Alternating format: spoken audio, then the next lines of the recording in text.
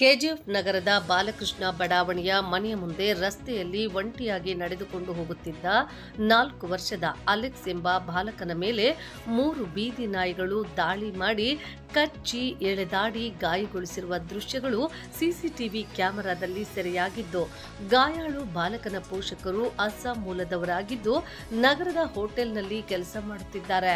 ಬಾಲಕ ಅಲೆಕ್ಸ್ಗೆ ಕೆಜಿಎಫ್ ಸರ್ಕಾರಿ ಆಸ್ಪತ್ರೆಯಲ್ಲಿ ಚಿಕಿತ್ಸೆ ನೀಡಲಾಗುತ್ತಿದೆ. ಸಂಬಂಧಪಟ್ಟ ನಗರಸಭೆ ಆಡಳಿತ ಮಂಡಳಿ ನಿರ್ಲಕ್ಷ್ಯವೇ ಇದಕ್ಕೆಲ್ಲ ಕಾರಣ ಎಂದು ಸ್ಥಳೀಯರು ಆಕ್ರೋಶ ವ್ಯಕ್ತಪಡಿಸಿದ್ದು, ಕೆಜಿಎಫ್ ಅಷ್ಟೇ ಅಲ್ಲದೆ ಇಡೀ ಕೋಲಾರ ಜಿಲ್ಲೆಯ ಹಲವೆಡೆ ಬೀದಿ ನಾಯಿಗಳ ಹಾವಳಿ ಹೆಚ್ಚಾಗಿದ್ದು, ರಾತ್ರಿಯಾದರೆ ಸಾಕು ವಯೋವೃದ್ಧರು, ಮಕ್ಕಳು, ಮಹಿಳೆಯರು ಹೊರಬಾರದ ಆತಂಕದ ವಾತಾವರಣ ನಿರ್ಮಾಣವಾಗಿದೆ.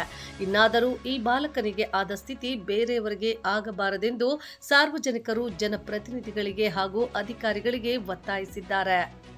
ಮಕ್ಕಳ ಮೇಲೆ ಬೀದಿ ನಾಯಿಗಳ ದಾಳಿಗೆ ಮುಖ್ಯ ಕಾರಣಗಳೆಂದರೆ ಬೀದಿ ನಾಯಿಗಳ ಸಂಖ್ಯೆ, ನಿಯಂತ್ರಣದ ಕೊರತೆ, ಅಸಮರ್ಪಕ ಕಸ ವಿಲೇವಾರಿಯಲ್ಲಿ ಮಾಂಸದ ತ್ಯಾಜ್ಯದ ಲಭ್ಯತೆ, ಆಹಾರ ಸಿಗುವ ಜಾಗದಲ್ಲಿ ಮನುಷ್ಯರು ಕಾಣಿಸಿದಾಗ ನಾಯಿಗಳು ಆಕ್ರಮಣಕಾರಿ ಆಗುತ್ತವೆ.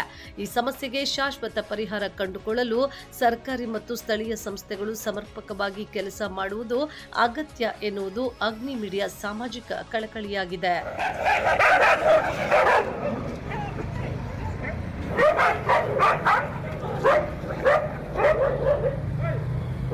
சிட்டி முனிசிபாலிட்டி ராபர்சன் பட்டன் இருக்குது, அதுக்கு எதிரிலே இது மாதிரி இருந்துச்சுன்னா மற்ற இடத்துல எப்படி இருக்கும்? ஆக்சிடென்ட் அதிகமாகுது. இந்த இடத்துல இல்லை, மைன்ஸ் ஏரியாவில் இந்த எல்லா இடத்துல ரொம்ப அதிகமாகிட்டு இருக்கு. இங்கே பாரு, குழந்தைங்கெல்லாம் காலேஜுக்கு போகுது, இது பண்ணு, அது கடிச்சிச்சுன்னா இப்போ வந்து 24 hours அப்சர்வேஷனில் வைக்கணும்னு சொல்கிறாங்க ஒரு நாய் கடிச்சா. ஆனால் எல்லாம் இங்கே இருக்கிறது வந்து ஒரு தினந்தோறும் கூலிக்காக அவ்வளோ கஷ்டப்பட்டுன்னு இருக்கிறோம். இந்த மாதிரி ஏன்னா ஒரு ஃப்ரீயாக போக முடியும். ஒன்றும் இல்லைங்க, அங்கே பாருங்கள்.